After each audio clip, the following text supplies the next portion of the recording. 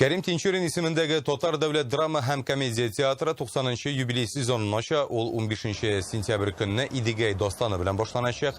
Аңарчы көндезге сәгать 10-да Казанның Архангел зиратында бөек драматургны искә алып каберенә чәчәк салачаклар. Милли китапханәдә борынгы афишалар күргәзмәсе, театр фойесында фото күргәзмә оештырыла.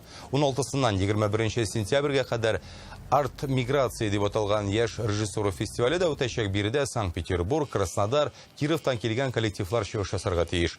Тинчурин театры артистлары фестивальдә Ашина спектаклен тәкъдим итәчәк. 6 ноябрьдә театрның 90 еллык юбилеена багышланган зур концерт булачак. Ел дәвамында 6 премьера тәкъдим итәчәкбез ди театр җитәкчелеге. Хәзерге вакытта без ике премьерага әзерләнәбез. Айбыл булым һәм Көлмәгез мин үләм. Алар берсе моңсу комедия, икенчесе инде комедия.